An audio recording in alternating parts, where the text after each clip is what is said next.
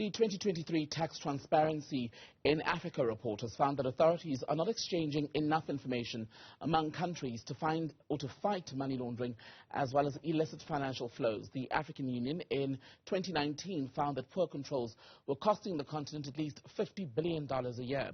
Let's talk further about the report now with South African Revenue Service Commissioner Edward Kieswetter. A very good evening to you, Commissioner.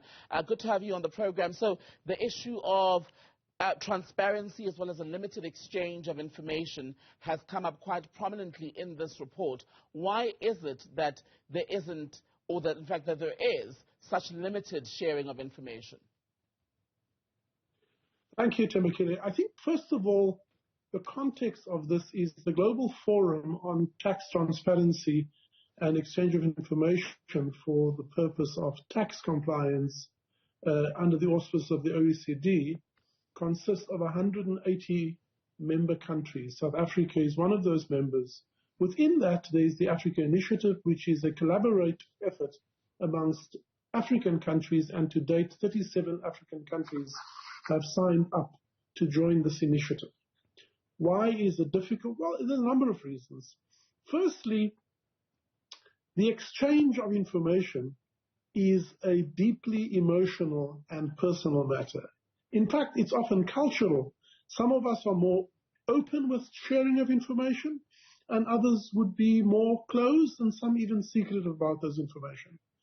So that's the first issue, that countries and revenue authorities have to be persuaded that exchanging information and doing it so transparently, in fact, serves their interest in the best possible way. Crime, economic crime, tax crime, illicit flows, money laundering are proliferating, and it's rife. And often cross-border syndicates are involved in it. And the only way countries are able to effectively combat money laundering, illicit financial flows, and other economic and tax crimes is by working together collaboratively. And one of the ways is by building a comprehensive view of an entity or a group of entities, and that is why exchange of information is so important. Now, why is it difficult, apart from the culture? First of all, to do so safely, you need a legal framework between two countries. And the protocol designed by the Global Forum provides such a safe legal framework. But because every country is also still a jurisdiction in its own right, they have to sign up to it, and there's mutual country agreements to allow for the passage and transfer of the information. Secondly, having the information is not enough. You have to have the internal institutional capability to use the information.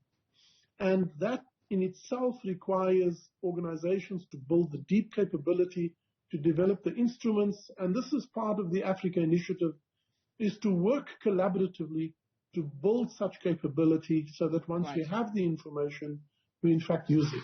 And this collaboration, Commissioner, is very important because, as you alluded to earlier, because these are monies that are moving across borders, if the countries do not cooperate either on the continent or more globally, it's a losing battle because no single country can be fully on top of it individually. You are absolutely spot on. In fact, the estimation is that between 50 to 80 billion US dollars are lost as a result. In fact, there's a frightening statistic that if Africa were able to just contain and collect the tax revenues that's due, it would not need a single cent or dollar of aid money or other support, because Africa actually have a strong enough tax base to fund its programs. And unless African countries work together, and the Africa Initiative through the Global Forum platform is such an initiative, we are fighting a losing battle. You are absolutely correct. To give you a sense of over the last 10 years or so, we have already, through these initiatives, exchange of information and also mutual assistance through the collection of debt from one jurisdiction into another jurisdiction, have been able to secure a 1.69 billion euro that would not have been collected had it not been for this collaborative effort. Mm-hmm. And in South Africa at the moment, we know that the government has the task of improving upon several things, in fact, because we were grey-listed in recent months. It's a major issue because it ties into the movement of money for illicit gain as well as terrorism financing, for example. Now, with this report now, what can we glean from it that could help the country achieve the goal of being able to get off the grey list? Well, fortunately, South Africa has been an early adopter and signatory to the Automatic Exchange of Information Protocol. We currently have automatic exchange of information of just over 100 jurisdictions of the 180 member countries with whom we exchange information. And through that, we have had the effective recovery of up to 1.2 billion rand in the last 4 or 5 years. We've been able to exchange information with over 87 instances, requests to us, and almost 50 requests by us. We therefore are beginning to see the benefit of that. But some of the shortcomings in our case would be beneficial ownership.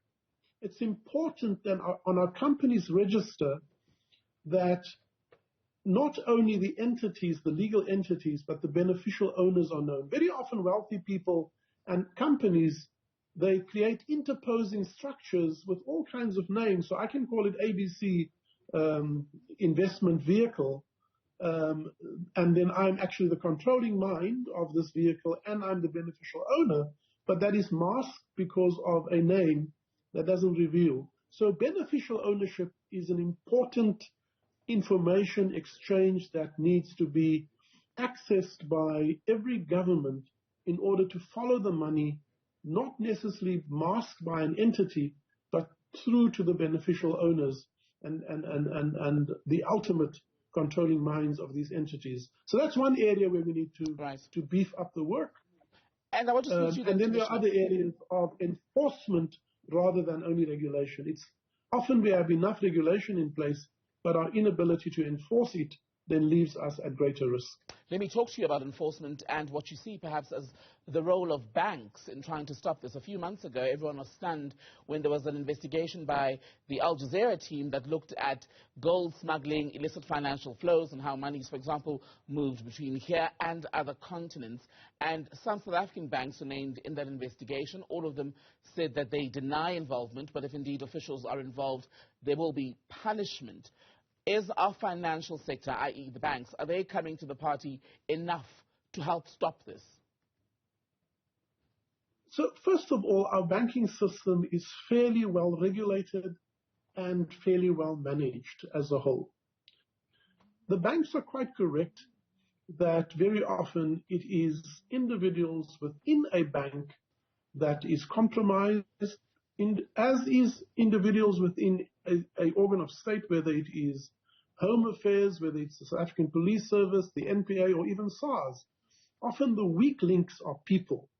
And what we so often fail to do is be more decisive in taking actions and allowing people to face consequences.